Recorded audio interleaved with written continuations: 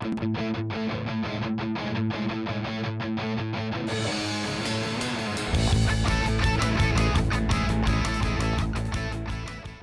evening and welcome to this edition of The List on UWW-TV. I'm Dominic Ottens alongside Moen, and for the next few minutes we'll present our top 5 sports stories of this week and discuss why they made the top 5. Did your top 5 make our list? Let's find out. Starting at number 5, we have MLB spring training and the Brewers. The Brewers begin spring training as the exhibition games have officially started in Florida and Arizona. Now, Corey, what players will make an impact for the team, and how do you think the Brewers will be doing this upcoming season? Dom, one impact player I'm looking at right now is obviously Giannis. We signed him to a 9-year, $215 million deal. And as far as the team's expectation goes, I think this team will finish second in the division behind the Cardinals as they added Nolan Arenado. And the only thing for the Brewers I would improve on is offense. Last year, they finished near the bottom in terms of offense. Now, I would definitely agree with you on they need to improve the offense just a little bit. They need to get the bats just a little bit hotter. Giannis, like you said, the MVP, he didn't put up an MVP caliber season. But the player that I'm really looking at isn't actually even in on the Brewers anymore. Ryan Braun has actually made his exit from the Brewers after a very long stint with them. So I'm curious as to how the Brewers will be able to adjust to having this long-term player now out of the bullpen. Who's going to step up? Who's going to be this leadership? Because although Giannis was looked at as the leader and as the MVP, Ryan Braun was the real leader for the Brewers. Okay, Dom, let's transition to story number 4. At story number 4, Luka Dončić turns 22. Recently turned 22 years old and has already accomplished much of his NBA career. What makes him so great at such a young age? Well, right here, I'm going to use the words of Steve Nash. I put this out on Twitter. He says he's got all the skills that I've got, and he's got about a foot on me and plus 50 more pounds. So I think that kind of sums up a lot of it right there. I mean, we all know Steve Nash is a great point guard. He was a great scorer, the ability to open up the floor.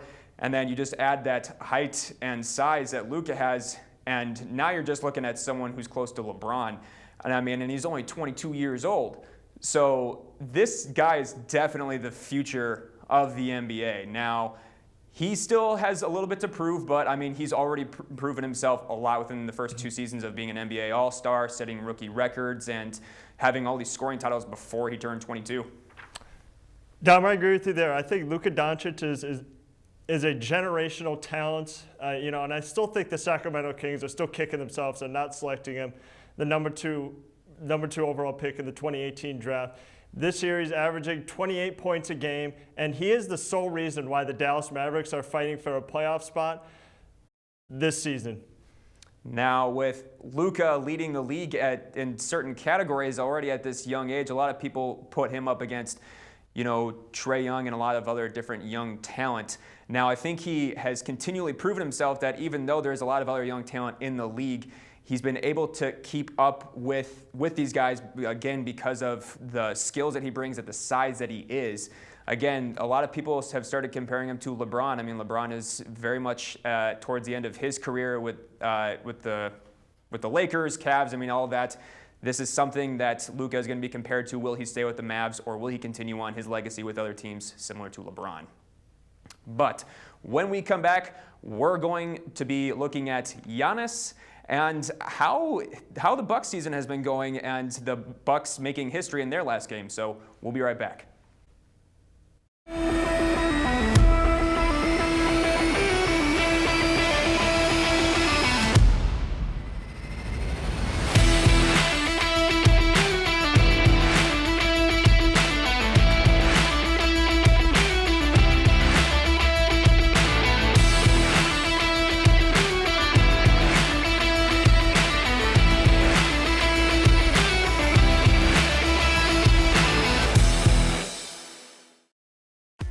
UWW-TV has been an important part of the campus and community since 1980. Not only providing on-air learning opportunities for broadcast journalists and electronic media production students, but educating and entertaining our audiences with award-winning news, live sports coverage, original programming, as well as dedicating the mission to developing creative collaborations throughout campus. For more information, visit our website, our 24/7 stream, and like us on Facebook.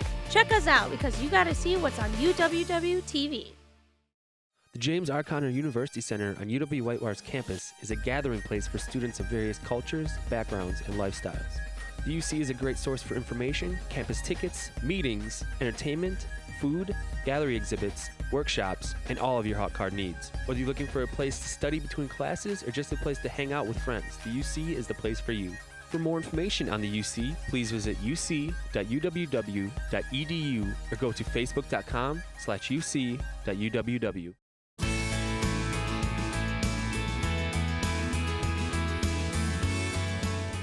Practicing social distancing is imperative to maintaining safety in the residence halls this year in lounges and common areas. For kitchens and laundry rooms, we have capped occupancy at 2 students in these spaces at any given time. Students will not be allowed to wait for their laundry in the laundry rooms, and if 2 students are already in the space switching laundry, please wait outside for one to leave. We ask that those using these spaces are efficient with their time, so all students have the option to use the common areas as needed. We thank you in advance for your cooperation.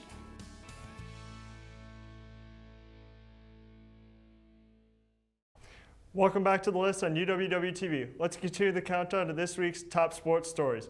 At number 3, Giannis Antetokounmpo becomes the first Buck player with 35 or more points in 4 straight games since Kareem Abdul-Jabbar did it in 1973. Can Giannis and the Milwaukee Bucks stay hot? Well, I mean, I think that's the question on everybody's mind because obviously after the historic season that they had last year, it seems like a little bit of a lackluster season, but I mean, you still can't count out the Bucks with Giannis on this team. I mean, he's averaging a double-double right now, and in the past 5 games, he's had 35-plus points. Now, in the game against Sacramento, he only took 19 shots and only made 9 of them. So what that's telling me is that Giannis is still a threat and a very big presence on the floor, even when he doesn't even have to take that many shots. I mean, he's getting fouled, he's getting sent to the line, and that's how he's racking up the point total. Now, I do think that they're going to be a continued contender for the Eastern Conference title, but a lot of that is dependent on Giannis. So we're going to have to see exactly how that pans out for him. Dom, Giannis has been doing great so far. After getting off to a very slow start, he has just been dominating the game. He is now back up to 29 points. He's averaging numbers similar to last season. And you know, as far as our recent wins goes, we've won 5 straight games, but we were able to beat the Clippers on Sunday. So just look for the Bucks to keep it up. All right, with that, we're going to move into our number 2 story. At number 2, the North Carolina Tar Heels head coach Roy Williams makes history as he becomes the fastest men's basketball head coach to reach 900 career wins in Division I. Now, what makes him great, and what makes the Tar Heels so great? Dom, with the exception of 2 years, Roy Williams has led the Tar Heels to the NCAA tournament. And, you know, Roy Williams has a huge track record of winning. He started off as an assistant coach to Dean Smith, and, you know, he's just won everywhere he's gone. I mean, he can arguably be the best coach in men's basketball history, or college men's basketball specifically. Now, one of the things that I know a lot of people are going to have a hard time doing is looking at the rival of the Tar Heels, the Duke Blue Devils, and their head coach, Mike Krzyzewski. Now, they have had a long-run rivalry. I mean, Duke and UNC had the rivalry before they got there. I mean, Michael Jordan coming out of UNC and that rivalry coming out of there. But I think Roy Williams holds the advantage over him just because he did reach this milestone before Krzyzewski did. Stay tuned. We'll wrap up this edition of the list with our number 1 story of the week right after this. Warhawks know what it takes to become champions. At the University of Wisconsin-Whitewater, our student athletes pursue excellence with a determination that inspires everyone on campus. Warhawks are smart. Warhawks are strong. Warhawks value service. We prepare our student athletes for life after college. The University of Wisconsin-Whitewater. Come be part of the Warhawk family.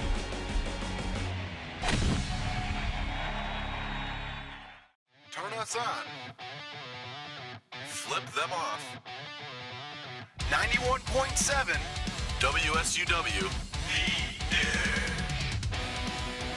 91.7 is a student-run radio station serving the Whitewater area with a variety of original programs, live sports broadcasting, community events, and more. So turn us on. 91.7 FM, or stream us live at 917theedge.com. UW Whitewater Athletics, a relentless pursuit of excellence across 22 sports, powered by a tradition of success. 20 national championships, 17 since 2002. 61 individual national titles. 24 National Athletes of the Year. 616 All-Americans. 115 Conference Scholar Athletes of the Year. 1,500 community service hours annually. Be a part of the tradition and join the Warhawk family.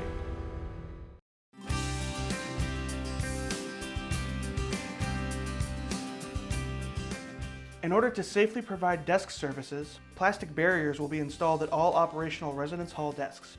Student employees will wear face coverings, and any lines that occur will be spaced out via visual markers on the floor.